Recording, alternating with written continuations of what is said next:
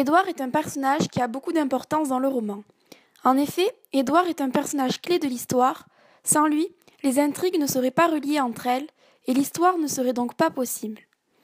Nous allons tout d'abord présenter Édouard de manière générale, c'est-à-dire faire la fiche d'identité de ce personnage.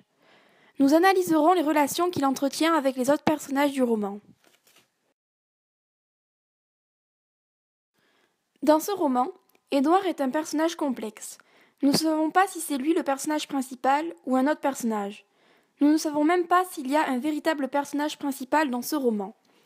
Nous pouvons également nous demander si Édouard est un personnage positif ou négatif, ou encore un héros ou un anti-héros.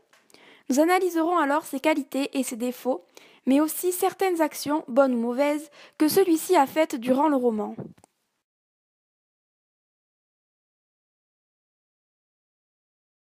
Enfin, le personnage de Gide exerce le même métier que celui-ci. Il est romancier.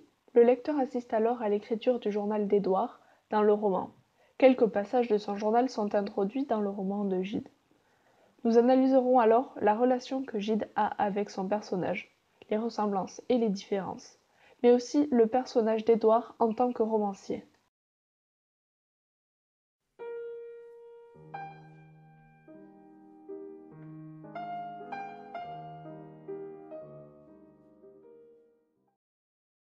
Nous allons donc faire la fiche d'identité de ce personnage, même si nous ne connaissons pas beaucoup de détails sur Édouard.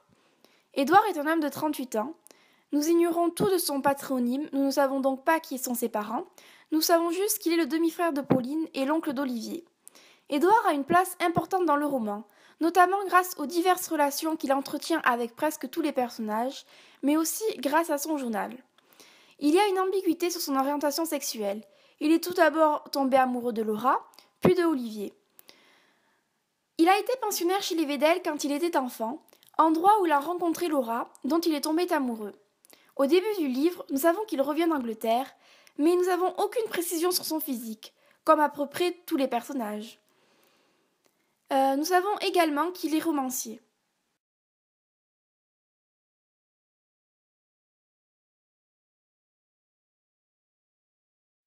Nous allons analyser maintenant les différents liens qui existent entre tous les personnages et le personnage d'Édouard. Nous savons tout d'abord qu'il est proche de la famille Molinier, c'est le demi-frère de Pauline et l'oncle d'Olivier. Il est proche également de Sophroniska et la Pérouse étant son ancien professeur de piano. Sophroniska lui confie Boris pour qu'il le ramène à son grand-père. Il prend dans la deuxième partie du roman Bernard comme secrétaire et part avec lui en Suisse avec Laura Douvier. Il recueille à la fin du livre Olivier chez lui et entame une relation amoureuse avec Olivier. C'est le seul couple heureux dans le roman.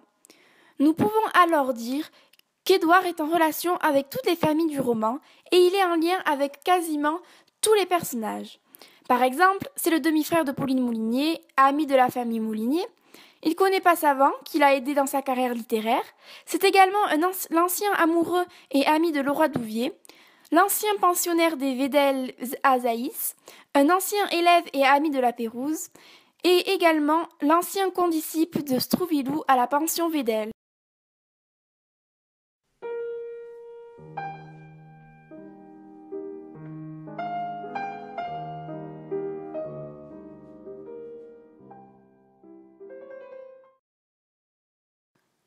Tout d'abord, Édouard possède des qualités.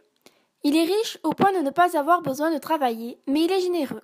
Par exemple, il prend en charge les frais de l'hôtel en Suisse de Bernard et Laura. Ensuite, il est attentif et compatissant.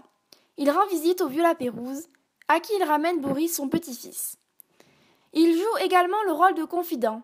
Il est le médiateur entre Bernard et son père officiel et favorise leur réconciliation.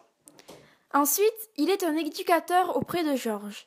Il lui fait comprendre les dangers découlés de la fausse monnaie. Et enfin, il favorise l'épanouissement d'Olivier.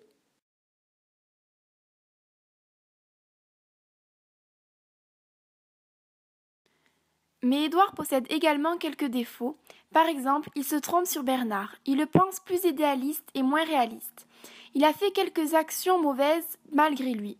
Par exemple, lors de la tentative de suicide d'Olivier, il n'ose pas appeler les médecins par peur d'être accusé de tentative d'assassinat ou de détournement de mineurs. Ensuite, il incite Laura à épouser Douvier, alors qu'elle ne le veut pas. C'est un mariage résigné.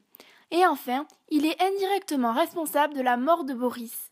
Il a inscrit à la pension Védel connaissance et fragilité psychologique.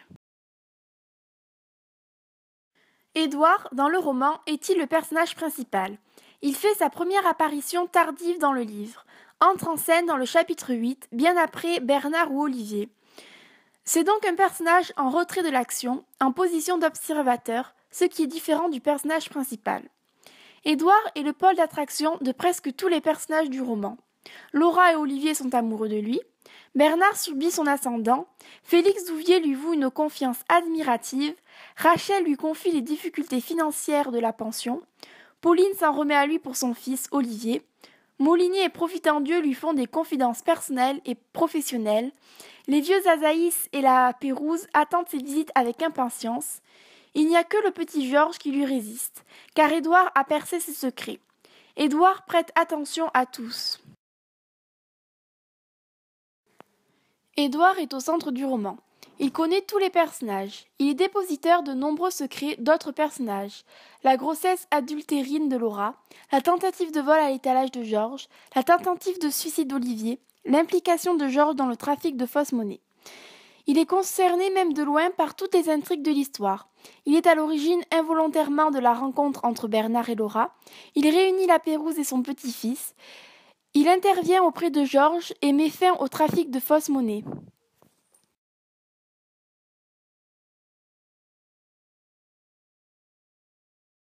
Le point de vue d'Édouard est très important dans le roman. C'est le personnage qui a le point de vue le plus important dans l'histoire. Par exemple, ses pensées sont rapportées par le narrateur, comme dans la partie 2 du chapitre 3. À vrai dire, c'est à certains de ses confrères qu'Édouard pensait d'abord en pensant aux faux monnayeurs. Ses pensées sont rapportées également à travers les dialogues, et de larges extraits de son journal sont présents dans le livre. Ces informations qu'on apprend par Édouard sont indispensables à la compréhension de l'intrigue, notamment des faits antérieurs au roman. Par exemple, les noces de Laura Védel et de Douvier. Dans le journal des faux monnayeurs, Édouard est le premier personnage que cite Gide, et il annonce clairement que celui-ci sera un personnage important, car une de ses premières idées est d'introduire des passages du journal d'Édouard dans son propre roman.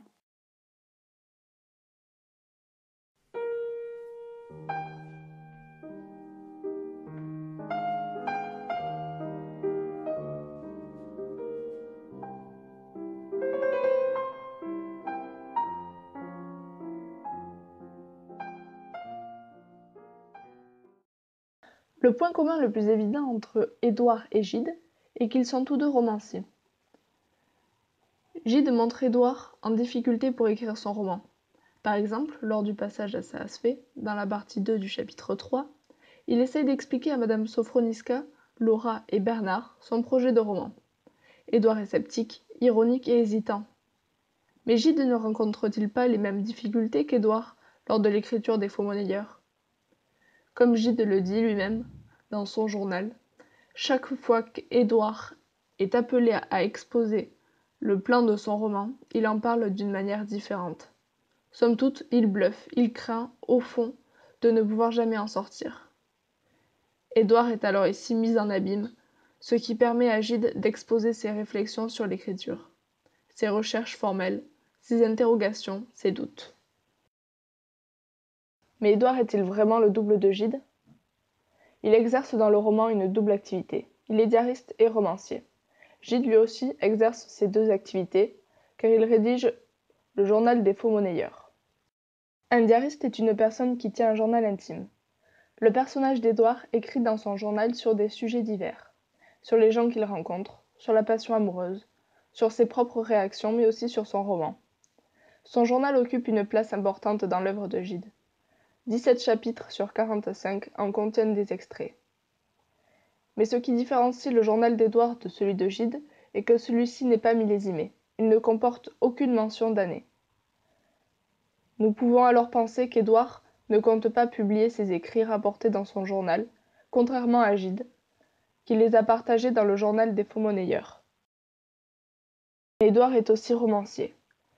Nous ne connaissons quasiment rien sur son œuvre, mais nous savons qu'il est moins connu que Passavant. et connaît quand même une certaine notoriété. En effet, en arrivant à Saas-Fee avec Bernard et Laura, celui-ci découvre que Sophroniska est l'une de ses lectrices. En revanche, on le voit quelquefois travailler sur son roman. Par exemple, il y réfléchit dans le train qui le ramène à Paris. Dans la première partie du roman, il le rédige à Saas-Fee, dans la deuxième partie, mais surtout de retour chez lui, à Passy, où il arrive à écrire 30 pages sans s'arrêter.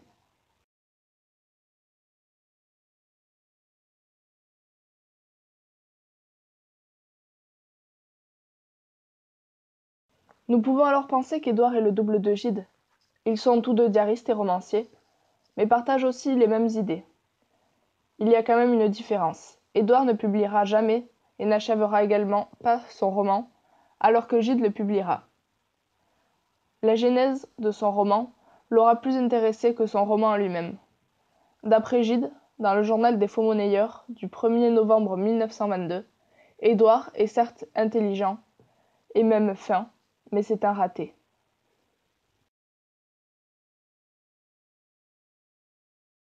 Édouard est donc un personnage dont la place est très importante dans le roman Les Faux-monnayeurs d'André Gide, grâce aux relations qu'il entretient avec les autres personnages et grâce à son journal, très présent dans le roman.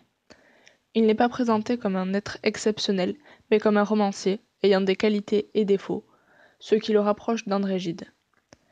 Mais malgré ces similitudes, Édouard n'est pas le double de Gide.